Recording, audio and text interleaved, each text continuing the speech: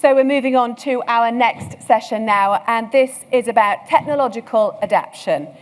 So we're going to be examining the imperatives of maintaining the technological edge which underpins military capabilities, and just how we keep up with technological trends, as we've been hearing, which are evolving so rapidly. It's essential to ensure that we're not technologically surprised. This session will also examine just how we can continue to adapt our organisations to ensure that technological advancement can be really utilised the most effectively and cohesively.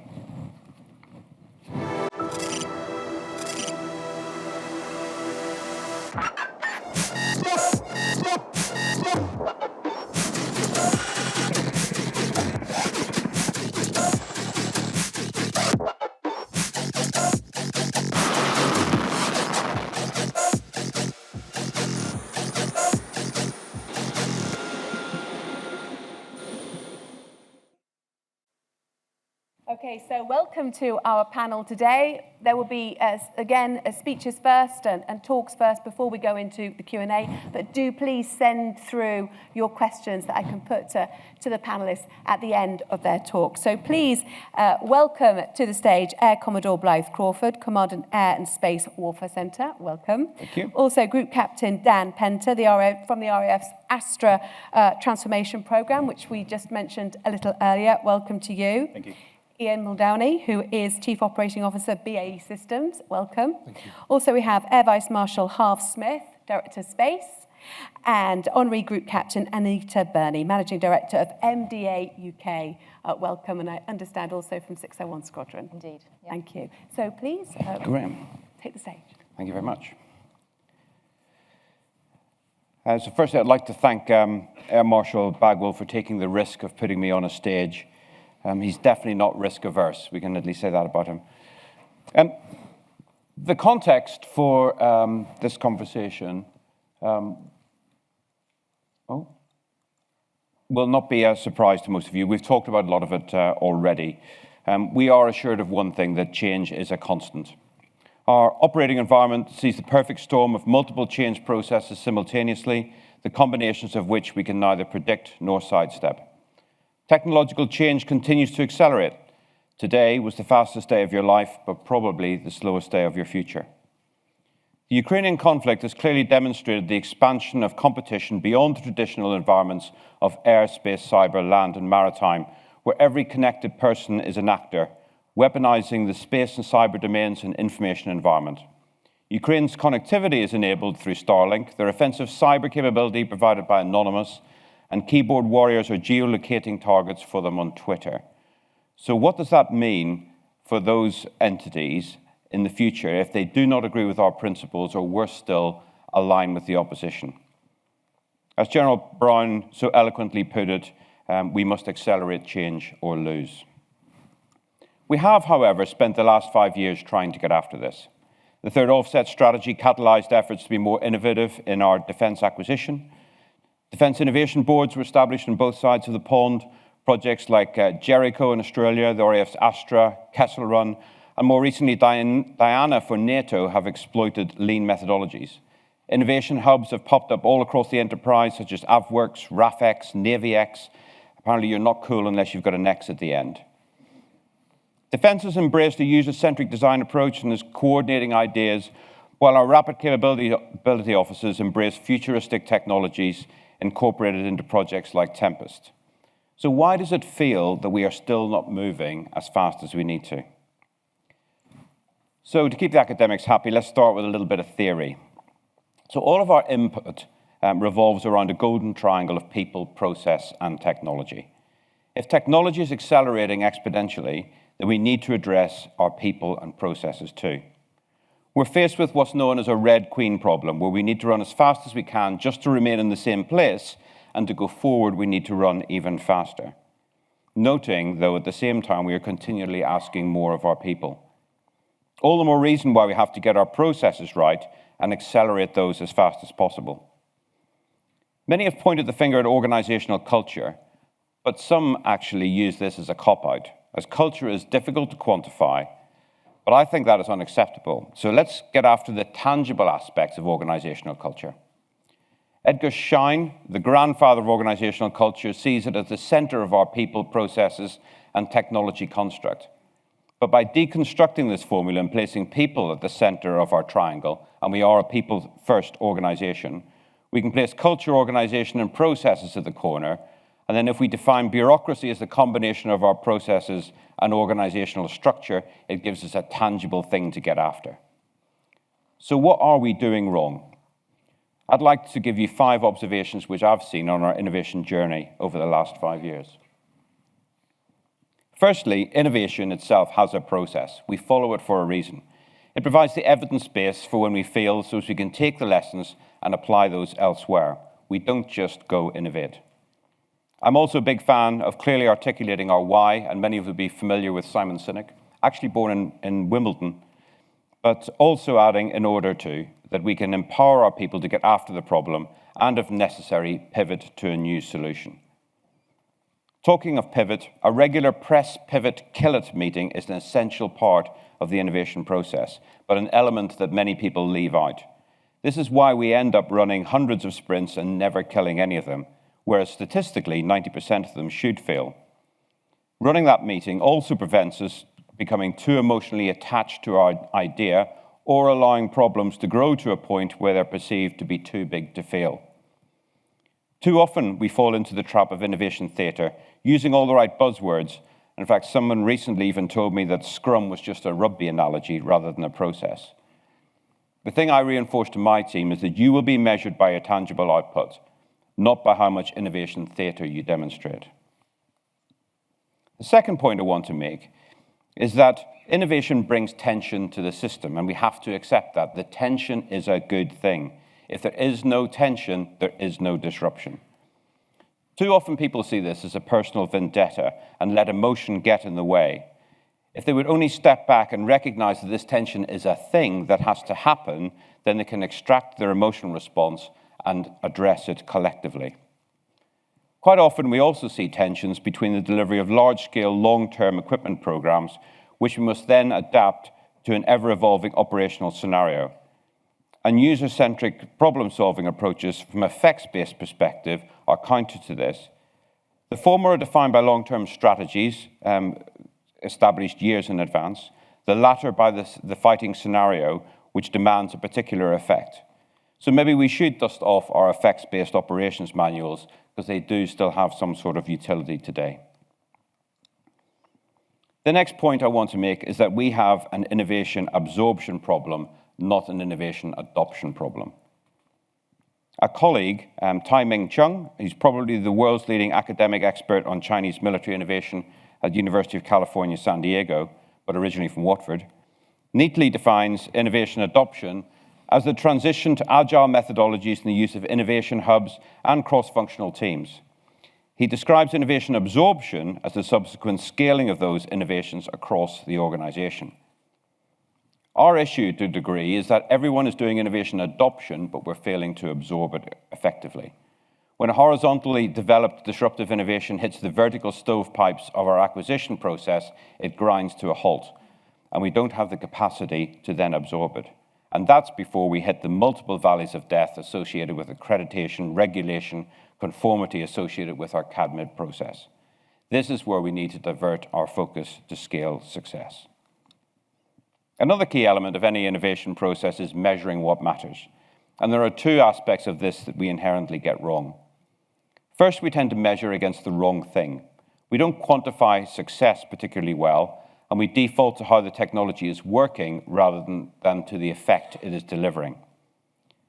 Similarly, we tend to lean towards objective, tangible metrics rather than the more difficult, subjective, intangible aspects which really matter. Inevitably, disruptive capabilities tend to require measurement by the latter. And then finally, I would argue that collaboration eats competition for breakfast. Obviously, competition has its place, and our regulatory frameworks are based around it. But the value created by cross-functional teams where diversity of thought is essential trumps competition every time. I am fortunate in the Aerospace Warfare Centre to work in a really effective cross-functional organization that crosses all of the stovepipes of the Air Force. However, we need to adopt that process more regularly across the organisation. We are people-centric organisations, after all. If we really want to unleash, empower and enable our people, then we must promote collaboration. Whether the collaboration is with academia, startups and industry, or between allies and partners, the pace at which we can collaborate and get after the problem is astounding. And this has been recognised by government, and BEIS recently published a regulatory white paper promoting collaborative frameworks for capability development. Why can't we then bring a team of industry partners in at the conceptual phase of a problem, rather than conceptualizing in isolation and then spend months writing a requirements document which is out of date by the time it is published? Through collaboration at the conceptual phase, we get the product we want and industry get a proper insight into the user-defined need. Between allies and partners, it also promotes interoperability, essential for operating as a coalition.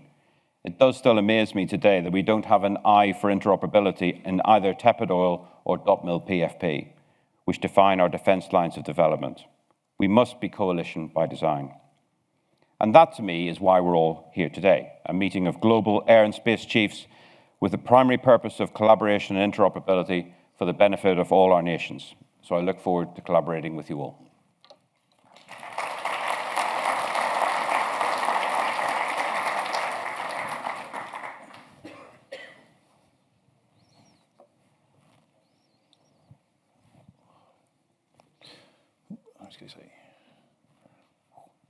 There we go, excellent. Good afternoon, sirs, Mars, ladies and gentlemen. Today I'm going to look at the grassroots innovation aspects, really clutching into what Commodore Blythe has just talked about, but less about the innovation process and more about how we incentivize all our people to go and innovate to help us push our technology adaptation forward. My view is to gain and retain the technological edge, we must allow all our people to innovate. Success requires the creation of a supportive organizational environment, and we have to provide our teams time, opportunity, and acceptance of failure to truly innovate. So let's just raise a little bit. Not too much academics. I'm not a massive fan of academics, no offense to any academics. What is innovation? There's lots and lots of technical discussions about what it could be. I'm going to keep it really simple today. I'm just going to say it's the successful exploitation of new ideas. So for those of you who are speed reading the slide behind me, you'll note I've got 4 types of innovation, but they're not the normal 4 you'd see if you pick up a textbook. You'd normally see incremental, architectural, disruptive, and radical innovation. These 4 were actually developed as part of a 2007 UK government report examining processes required to invigorate innovation in low innovation sectors. Now, before the chief leaps out and throttles me, I'm not suggesting for a second that the Air Force or the UK military are not good at innovation. In fact, quite the opposite. We're exceptional about it. All of our people are naturally driven to innovate. But how do we harness that? That's the key point I'm going to look at today. Looking at these 4 types, type 1, which are new ideas, discovery and integration of new technologies, it's the thing most of us would argue is what we believe innovation is. Type 2 is the adoption and adaptation of new technologies that Blythe just talked about. Type 3, structures and processes, organizational changes. They actually can be used to innovate highly successfully as well. And the 4th one is optimization, continuous improvement, pushing the dial, things like quality and safety and continuous improvement that we all do already. So, why is it that the military find number 2 difficult? Number 1, 3, and 4, we've got processes and policies and teams all ready to go after it. But for number 2, this absorption and adoption, there seems to be a problem. My view is that this is partly driven by who we are and what we do. We all know that if we're going to go on operations or on a campaign, we have to have unity of command, otherwise it all falls apart. We have to have a clear vision and mission and a structured approach to operational planning. Now within that, for those who have looked at operational design, there's room for flair and innovation within the process. But the problem comes when we transfer the battlefield back to the boardroom and we start constraining those same structured processes around our innovation off of the battlefield. To truly support innovation before we're on operations, we need an openness to new ideas, tolerance of failure, and a supportive, open environment where skills rather than rank are the important discriminator of the size of your voice. My team is set up to invigorate that at a grassroots level across the Royal Air Force. But how do we do that more generally? The first thing to do when you're enabling innovation is to grow a network of networks. But who do you put in this network? You need to find the disruptors. I guarantee that every chief in this room has seen a disruptor. They were most likely stood to attention on the carpet explaining what they'd done wrong and why. They're the people who want to make things better and are prepared to hard charge to get there, and they're any rank. As you let them grow their network, you connect them together, you give them space to think, you make sure that network as it grows is inclusive. It doesn't need to follow the chains of command. That's really uncomfortable. In fact, it's the backdoor connections that really make the difference as you connect different ideas together. It needs to be inclusive and stay inclusive as it grows, not become a rarefied bunch of we're the innovators, you know. As we sort out the growth, we have to put a structure underneath them so it doesn't collapse under its own weight. We have to make it sustainable, a little bit of financial support, welcoming, and enable each individual to innovate. So how do we do that? Individuals need three things once they're in the network. The first one is time. You have to give them time to think and time to come up with those good ideas. If you had a sports team, you'd give them time to practice and probably somewhere to practice. Well, if we're going to do innovation seriously, maybe we need to do the same. Give people time to innovate and a space to innovate, like RAFX. You have to give them permission to have a go, to challenge this bureaucracy, to challenge the status quo. Support them as they do that. It's amazing how senior you have to be to knock down some of the blockages to something that is blatantly common sense to one of our troops on the grassroots level. And finally, we have to allow them to succeed and allow them to fail. Failure is a really difficult proposition for military folk. We are not allowed to fail. We are meant to not fail at the time our respective nations need us most. So how do we talk about failure when we talk about innovation? Because it's not how we're built and trained. So rather than failing fast, perhaps we should try and learn fast, rapidly learning our way out of our areas as we try to innovate. And we have to keep trying. Finally, when we've got that diamond gem of an idea, we have to get out the valley of death and get it into our business as usual. There really is no golden bullet to this. There's a whole range of military procurement requirements, both ensuring that we provide best value to our respective taxpayers, and also to ensure that when an operational capability is fielded, it works as required, when required. Otherwise, we will fail. So while there's no golden bullet, much as my junior innovators across the Astra network would really wish there was, we need to find ways of engaging with our systems to speed them up so they deliver in months and years, if not weeks, months to a year, I should say, rather than weeks, so that we can actually get things into process ahead of the cabinet cycle, our procurement cycle, which is necessarily long, but sometimes does not support this sort of absorption. To close then, my view is that to gain and retain a technological edge, we must allow all our people to innovate, because success requires the creation of a supportive organisational environment. We need to provide our teams time, opportunity, and an acceptance of rapid learning to truly innovate. And then we get some things like this, some of our sprints. For those at REACT, come see us at the RF Experience. Thank you.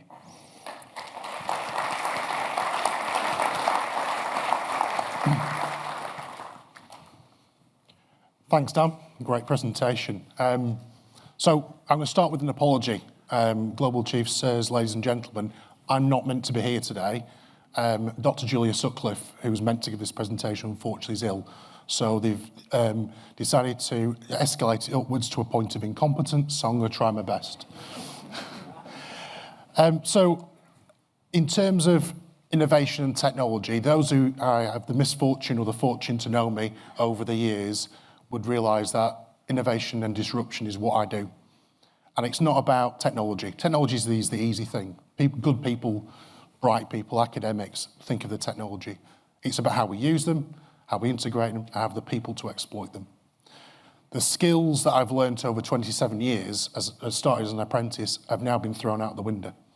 I started in the mid-1990s and thinking we're on this journey. Yes, it's all about asymmetric warfare very differently. February comes along of this year. It's now changed. That's been thrown out the window. We've now got to adopt different ways of doing it. And innovation and disruption and taking things to the next level are going to be at the forefront of what we do and continue. This is not going to go away very, very soon. We've got to take the total force approach that we take to how we deliver our warfighting capabilities today into innovation and disruption. It's a team sport. It's not vested just in academics or in industry or in the military forces. It is a team sport. And whichever domain you're in, whether that's air, land, sea, cyber, space. In air power and space power, that team sport's even more prevalent today and going forward. It is about doing things different, and it's about doing different things. It's not just about the technology, it's about the way we apply it. It's about understanding the why, the need. It's not getting stuck on a requirement. If you look at the backdrop of the Future Combat Air System, that's a point in time. It's a team sport. Over 300 partners, suppliers, small, medium enterprises, academics are now on board. We're now going to increase that to have an international participation going forward. That is about a level of innovation that has a point in time in the 2030s. But how do we get that combat air continuum now and start innovating now and delivering things to our warfighters now that allows them to tackle today's challenge, tomorrow's challenge, and the day after tomorrow? So innovation and disruption is about a mindset. We can processize it, we can operationalize the process, but it's about mindset. And all of us in this room have to contribute to that. It is that team sport. There was the day from an integrator point of view, which was all about managing risk, taking risk off the customer, putting a contract around it with a requirement and delivering an outcome or an output. And tick, we went through the contract. In today's environment, that's going to change. We've got to understand the need, and that need's going to dynamically change. How do we innovate around being agile, delivering things as software as a service, and moving things at the right pace to meet the right outcome? So going forward, we're going to have to do things differently. We're going to have to look at the range of technology. And these technologies or themes or capabilities you see on this chart here were something I asked an apprentice on Friday afternoon. That's how quick I got to put together the slide. On Friday afternoon, I just sent them an instant message saying, give me 6 or 7 things that you think are real innovation things that we're doing today. One of our first year apprentices quickly came back with probably 20, a list of 20. So I took some of those. I could have had hypersonics, high-speed flight, power and thermal management, hydrogen. I could have added all sorts of things to this list. Behind me is just a series of themes that are we have to understand, we're going to have to analyse, we're going to have to innovate, and we're going to have to use to disrupt not only what we do, but disrupt what our enemies do as well. And that's where the team sport comes in. My challenge to everyone in this room today is, are we doing enough to really disrupt and innovate, or are we still being very safe? That's something I'd like you to take away. It's also about how we do this through life. It's not just about delivering that Gucci piece of technology and then it doesn't work after 5 minutes, or it doesn't work in a particular environment. So what we've got to be able to do is understand that through life continuum. And innovation technology doesn't stop when the technology has been inserted into a system, a platform, a product, whatever it is. It's got to be able to go all the way through life. And we're going to be able to then upgrade it, we're going to be able to change it, we're going to stop becoming obsolete, and we've also got to keep the people doing it relevant. One of the key things around innovation technology isn't about the technology, I've said that, is around the skills. And in this room, we've got the power to harness and drive those skill sets and pull through that next generation of talent, whether it's the next generation of aviators, airwomen, airmen, or people in industry or in academia. We've got to pull them through because that is next the evolution of innovation and technology and being disruptive. The big thing around being disruptive is not getting hung up on a fixed point. It's about understanding the outcome. And one of the things that I would say is around all the things that you can see on the slide behind me is let's understand the outcome. One of the speakers early in the day spoke about quantum. If I look at the progress that's been made in quantum, some of it I can talk about, some of it I can't, but the bits I can do, the Quantum Accelerator at Birmingham University, a partnership with the university, BAE Systems is part of that, a number of other industries are part of that, including BT and BP. Over a space of 12, 18 months, through a pandemic, we've accelerated our knowledge and understanding of quantum and where it can be applied in navigation, sensing, and computing. We've done that collectively through dual use, through doing things differently, challenging the way people think, and also doing that in a very remote environment and not having people situated in a lab. That's just one example of doing things differently and bringing together the defence and security enterprise with the commercial enterprise and driving it forward. I could give you several other examples of that. Another one is around the Factory of the Future. Some of you have been to see that up at our site at Wharton. Everything that's in there is commercial available technology that we've adapted and adopted in a seamless digital thread that's producing aircraft components and assemblies to the standard that we would normally see on F-35 and beyond for a significantly less time and less cost, and we're accelerating that digital agenda to drive change and drive innovation. That's not just BAE Systems, that's a whole suite of about 50, 60 different entities coming together. Again, another great example. I'll leave you with the last bit. The last bit is around taking away, are we still being too safe around innovation and disruption? Are our adversaries going to stop and wait for us to catch up and innovate? Or do we need to really wind the dial up from 3, 5, now to 9 plus? I'll now hand over to Harv. Thank you.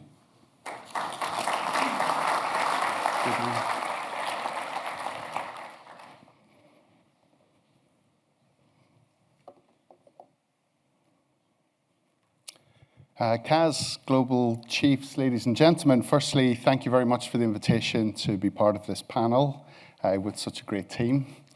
I would suggest that the topic of technology adaptation is very apt. Having walked here from MOD this morning, I think the first challenge is to develop internal cooling for the service dress uniform. Let's call it Uniform X, and that will keep you happy.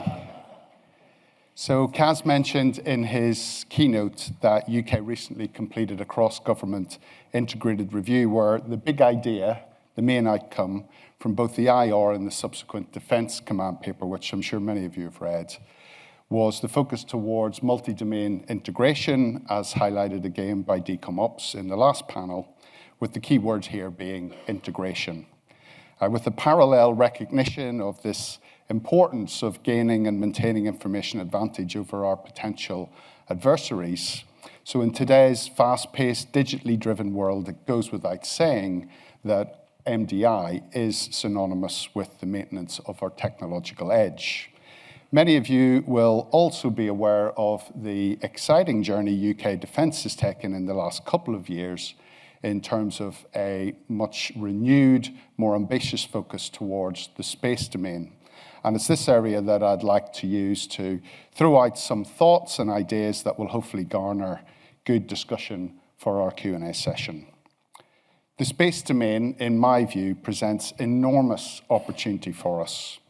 And it is moving at breakneck pace, not just in terms of technological advancement, but also the sector's ability to operationalize new capability at eye-watering speeds. We are starting here to witness agile acquisition in near real time. The perfect example being from the ongoing Ukraine crisis.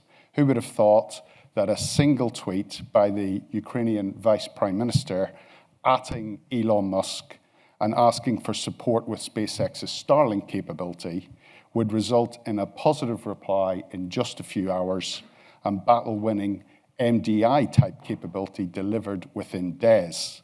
Simple as that. Agile acquisition via Twitter for all of you industry folk in the room.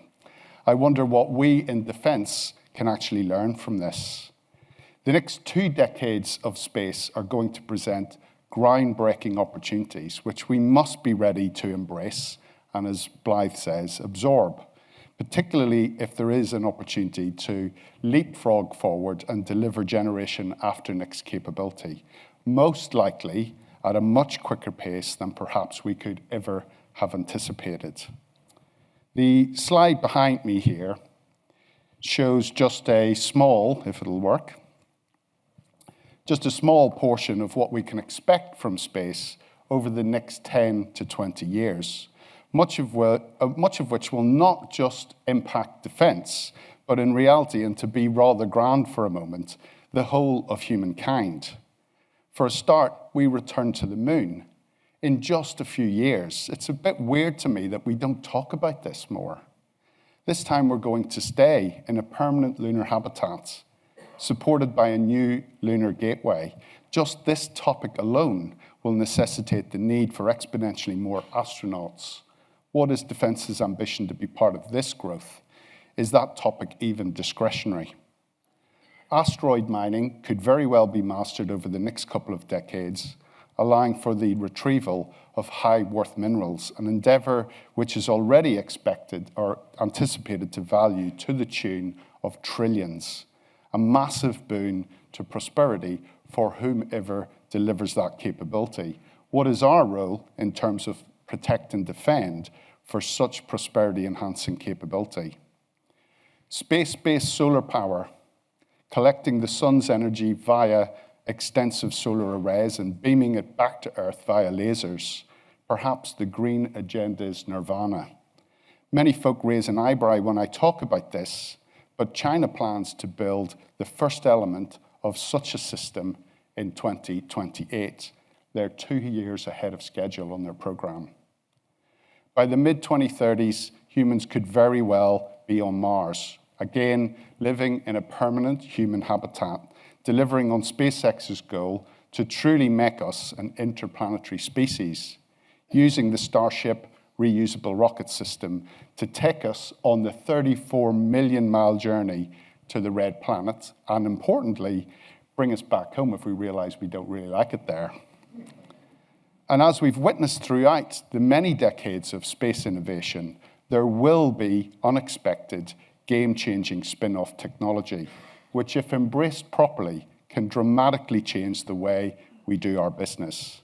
And perhaps, for me, one of the best examples of this I can think of through a space lens is the nascent rocket cargo program, a spin-off from SpaceX's Starship to Mars effort, where the proposal is to dramatically transform point-to-point logistics on Earth by utilizing repurposed Starship rockets, a rocket which has a cargo bay to rival that of a C-17, travels at Mach 20, doesn't necessarily require prepared operating surfaces, and can deliver a 120-ton payload anywhere on Earth in less than 50 minutes. Think what this will mean with regards to expeditionary operations and global response, and just how small this will make our world. The first trial of rocket cargo is in 2025. Is there opportunity here for defense? Is the rocket cargo concept our generation after next C-17? And if yes, what does this mean for our broader approach to capability development and delivery? And importantly, this is not just about that very alluring rocket, about the equipment, but to adapt to such radical technological advancement, we need to think about the changes required to our training, our policy, our doctrine, our infrastructure requirement, spaceports, not airports. Rockets, satellites, astronauts, who would not be excited by this? But as ever, certainly from my perspective, if we're to honestly be serious about truly getting after technology at the edge, specifically to enable MDI, we must remember that it is not just about the alluring, shiny equipment. In reality, the other defense lines of development, training, infrastructure, doctrine, etc., are of equal, if not more importance, if indeed, as Blythe stated to begin with, we are to properly absorb technological innovation. On that note, I'll stop. Thank you very much for the opportunity, and I look forward to discussion. Thanks.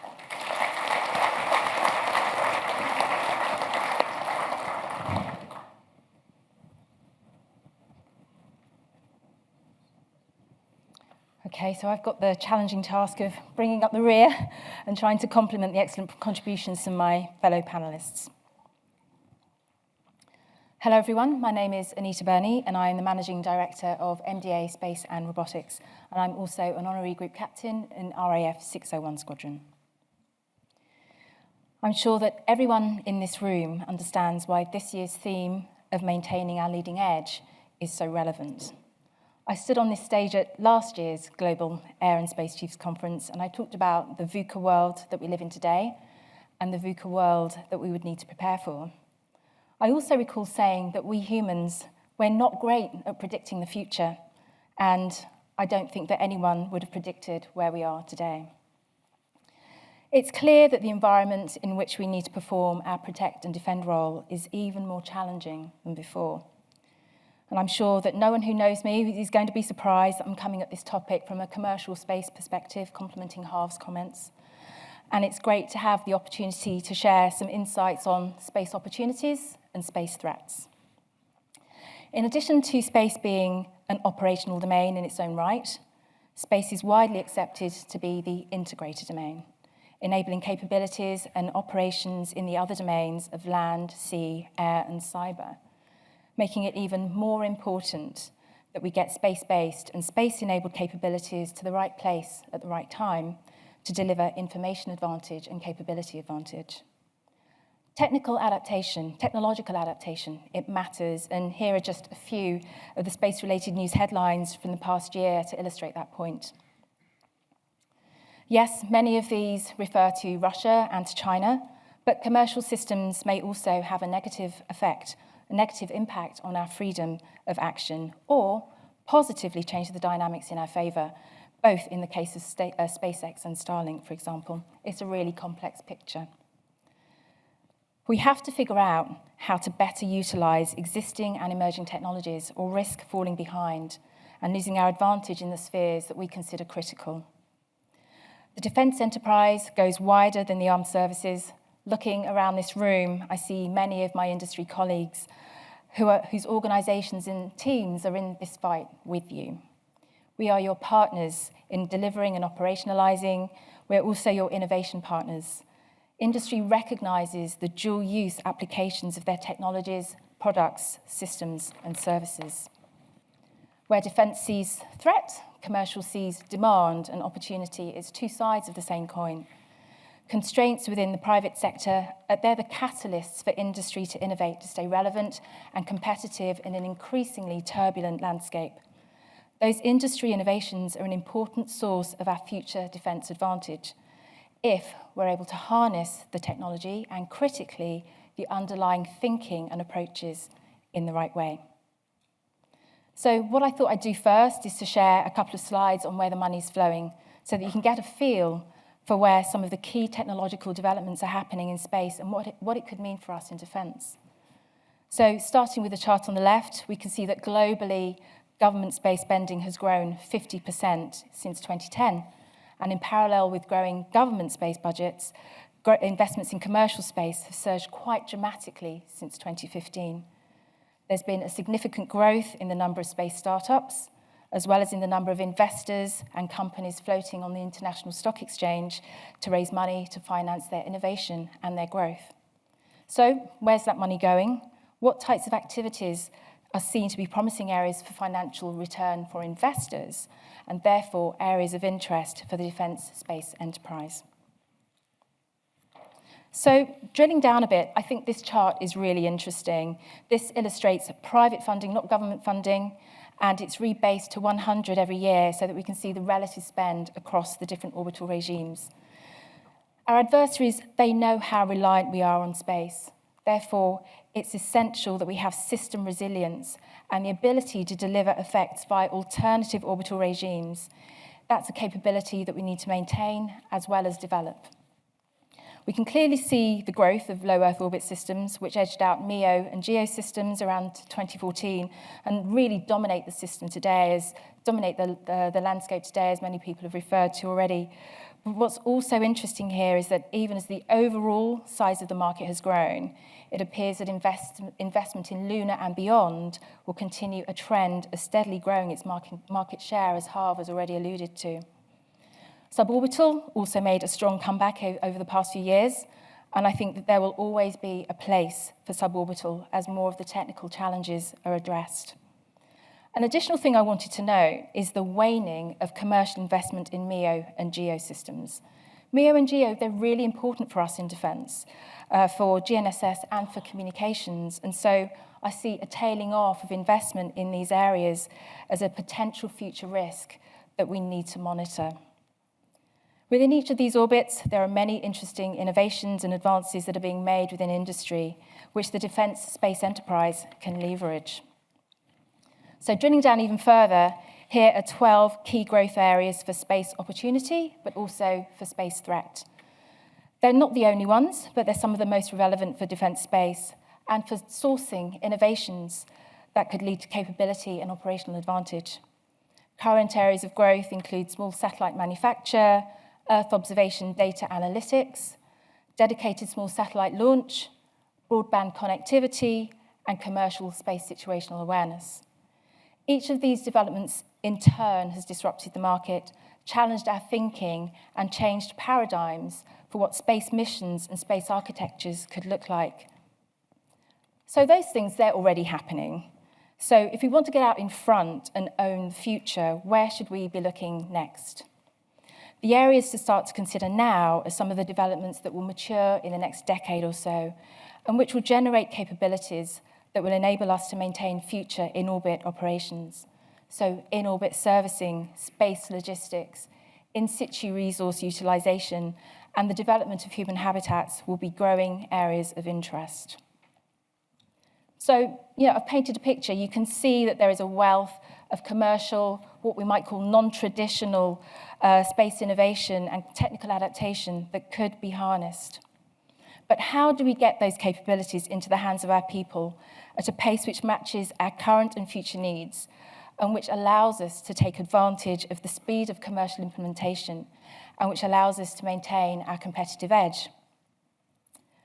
The first slide that I put up with headlines from the past year, I shared those to convey that international space paradigms have changed significantly in the past few years, and therefore our paradigms around our trade space and the art of the possible and our paradigms around acquisition, they need to change too. And it's clear there's no magic one-size-fits-all answer to any of these challenges. In the UK, for example, where we are applying an own, collaborate, access model, each of these potentially requires a different procurement approach, even more so when considering that these procurements may span research, discrete technologies, systems, payloads, full satellites, full constellations, ground segments, launch, services, analytics, the list goes on. This is a multi-dimensional challenge. So configuring acquisition to allow defence to benefit from commercial systems, this requires cultural and organisational evolution, and maybe even, may I suggest, revolution. There is much to be learned from industry, and this has been recognised by the United Kingdom's Royal Air Force, who re-established 601 Squadron, of which I'm a member, and several other of the panellists have been members too, to gain insights and benefits from the experience of people with diverse backgrounds and areas of experience, as we develop an Air Force that is prepared for the future.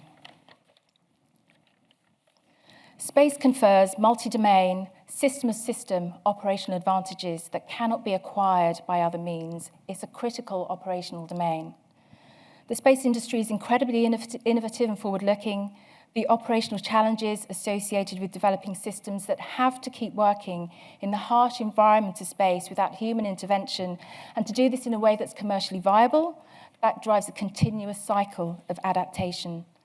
The era of Space for Earth is well underway. We all understand the role that space plays in our everyday lives, in underpinning economic prosperity and supporting our armed services. The era of space for space is now beginning. In-orbit activities and the in-orbit economy will be part of our operational future, whether we're ready for it or not. So let's start thinking today about how we stay relevant and are prepared, how we can make initial small bets, pivot and kill if necessary, as Blythe said, and build on those initial small wins within an appropriate acquisition framework to create the operational capabilities that will enable us to maintain our leading edge in the decades to come. Thank you. Thank you very much. Thank you very much. So we've got a few questions which have already come in from the audience, both here in London and watching online. So first of all, this most recent one which has come through, actually, can I put to Anita, because it's really relevant to what you were just speaking about, particularly funding. Rapid and effective experimentation is critical to operational success. So is funding. How can we expect an effective, innovative environment when funding allocation and delegation is driven to the lowest possible level? So you mentioned there, of course, that there has been an increase in funding towards the space industry and innovation. What do you expect going forward? Because, of course, we're in a time of increased market volatility, and I think the appetite, perhaps, for funding into what are considered to still be risky ventures may be waning.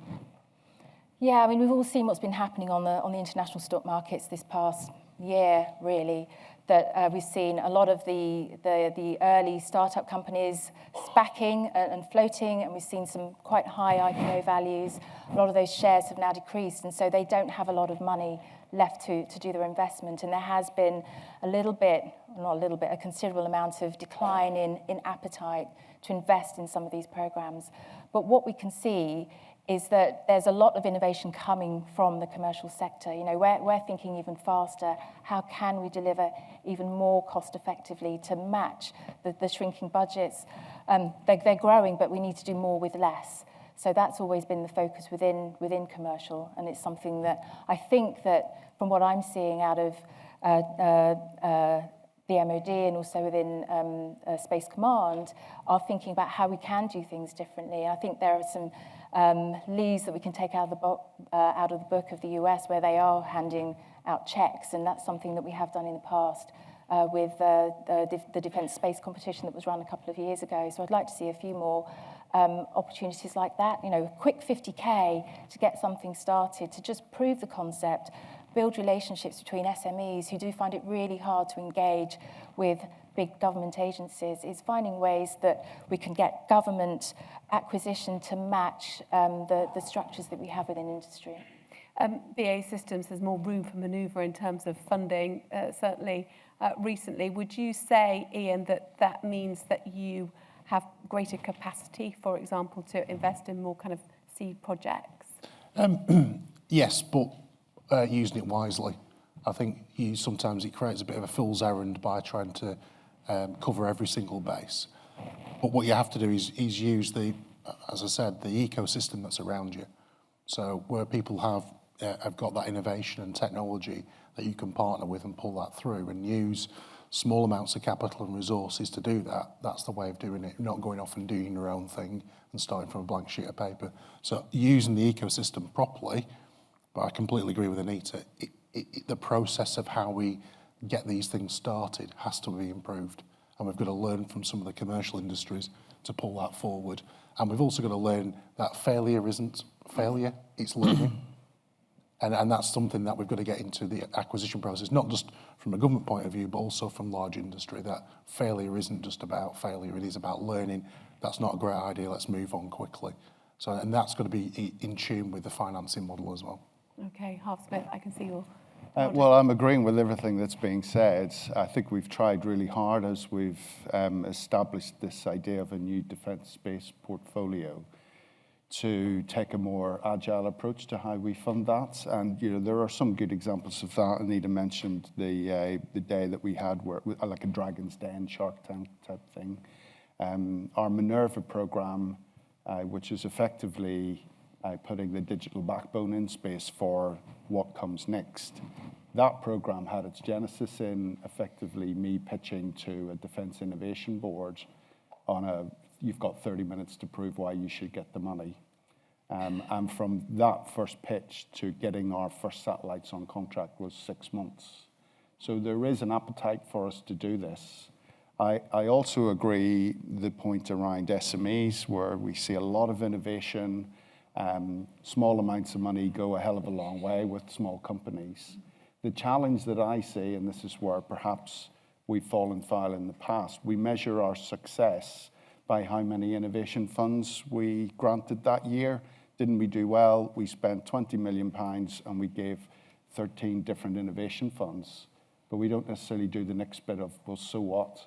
And how did we pull that through across, as I think Dan mentioned, the valley of death, and actually kill the ones that we don't want, that didn't get there, and then get after the ones that are valid. And we're seeing this idea, again, as Blythe said, I really like that term, of absorption of the innovation.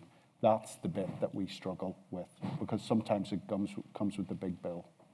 And I think just to add to the SME focus there, I think, getting through that valley of death, I can't think it was the previous panel, someone was talking about the need to understand the end user. And so it's great to start a project, but sometimes you don't know where that's going to go, and you really need to see that demand for the funding to flow and for us to have confidence to invest as industry in that. So this, you talk about what's intangible. Sophie Antrobus put in a question about, how do you measure what's intangible and what's not? That's very difficult to do, isn't it? Yeah, it is, but you've got to get after it. And nobody said innovation was necessarily easy. I think, how we kind of grow that comes a lot from organizational culture, where there's a leadership aspect to that in terms of demonstrating your willingness to accept failure, demonstrating your willingness to be risk aware rather than risk averse, and not be afraid to fail so long as you learn from it. We talk a lot about unleashing, empowering, and enabling our people, and we are a people-centric organization, so we've got to demonstrate that we're doing that on a routine basis. So the unleash bit is the cultural bit. It's about trust, integrity, and empathy, all of which are two-way streets. The empowerment bit is about delegating to the lowest practical level, and we should be doing that and demonstrating that. And I think we are getting there with that, through Astra, etc. And the enablement bit then comes from a leadership perspective of cutting through the red tape to allow projects to see the light and be pushed forward.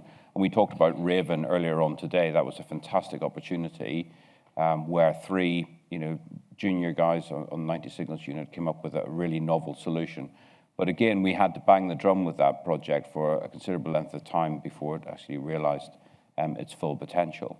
And that kind of goes back to that bureaucracy bit. We talk a lot about the leadership, trying to push this, and we're very fortunate in the fact that, in most of our air forces, we have leadership teams that are really keen to try and push the innovation agenda.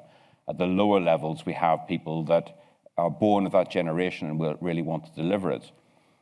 And I think we used a term for quite some time called the frozen middle, which was the people in the middle, and it was all about thawing the frozen middle out. I feel for them in a way, because the frozen middle are good people. They want to innovate as well, but they are bound by rules and process and bureaucracy that slows that down. And given the opportunity, so hence my point about going back to what are the tangible aspects of organizational culture we can get after. And if we can get that bureaucracy bit right, that's a way of thawing the frozen middle out and enabling them. Well, we've got this other question which has come through. How can we best develop transformational mindsets within our future and current leadership? So Dan Penter, let's focus on Astra here. Do you think that is absolutely key to doing that, to helping unlock, to bring not just the frozen middle, but those beyond that, the younger participants, to allow their ideas to come through? Yes, absolutely. One of the tricks in terms of how Crawford has described the frozen middle, it's actually people who desperately want to change. They understand why they want to do the change. They just have no capacity because they're still working with the systems. And it's very critical on how we always focus on what we deliver as military people, not how we deliver. And separating those two things is then the difference between military capability and then some of the bureaucracy. And if we can focus on innovating the how, that's probably the secret to unleashing some of our people.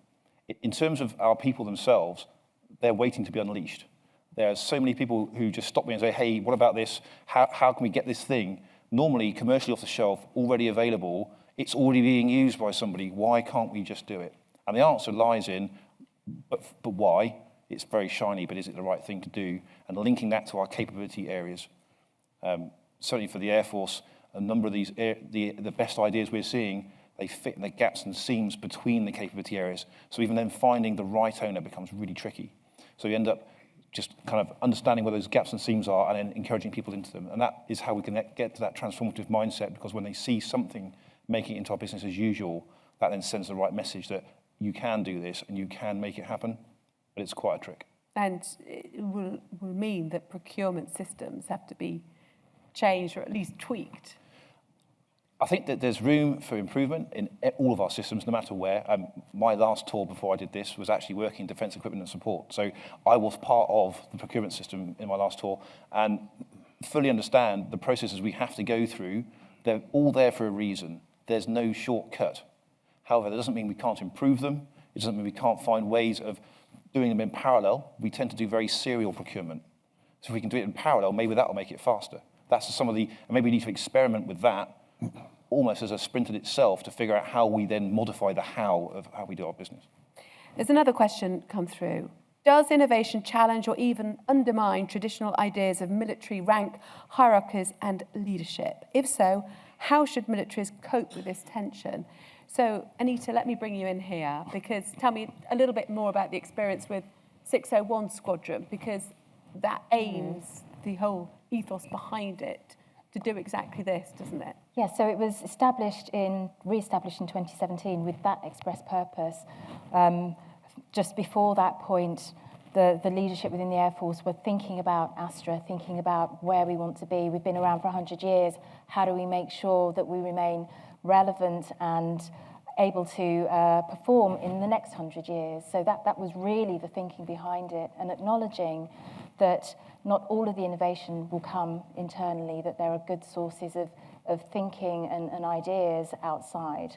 And so the process began of identifying people from across different industries and sectors who would be able to provide advice, advocacy and access and support across a whole range of different areas of interest, from HR to infrastructure to fuels. One of my fellow honorary group captains is going to be talking about that tomorrow, and the green agenda, through to space and cyber and AI. So we've all come in with industry experience of how we address challenges within our own organisations, and are able to bring that to bear to the leadership team within the Royal Air Force and the MOD. So Okay. I think it's worked well so far. Thank you.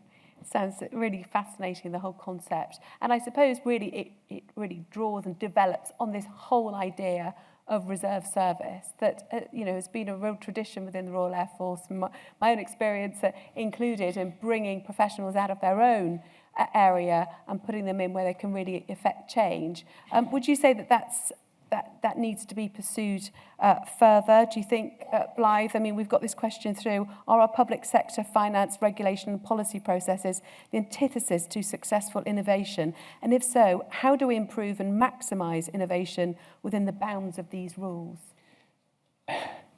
Okay, so without criticising government and regulation and policy,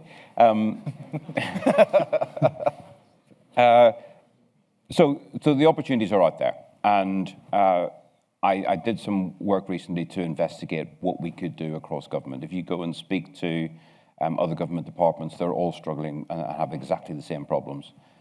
Look at how NHS transformed digitally during COVID. I think that's a marker for everybody. So that was exceptional what they turned out.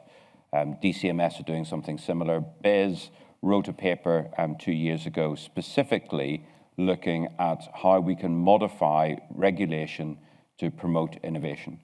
And they are now promoting frameworks for co-creation with industry. They're also promoting regulatory sandpits where you can break the rules, but under the view of the regulator, and the regulator likes what you're doing, they'll change the rules and the policy to allow you to do it. So I think the opportunity is there. I think somebody needs to stick their neck out and have a go. I feel like we're a herd of sheep in a pen with an open gate, and who's going to be the first sheep to bolt. So I think the opportunities are there. We need to push the boundaries because government are now telling us we can. Okay, well, thank you very much. Great insights again. Really appreciate your time. Thank you very much for being on the panel today. Thank you. Good job, Anita. Good. Okay.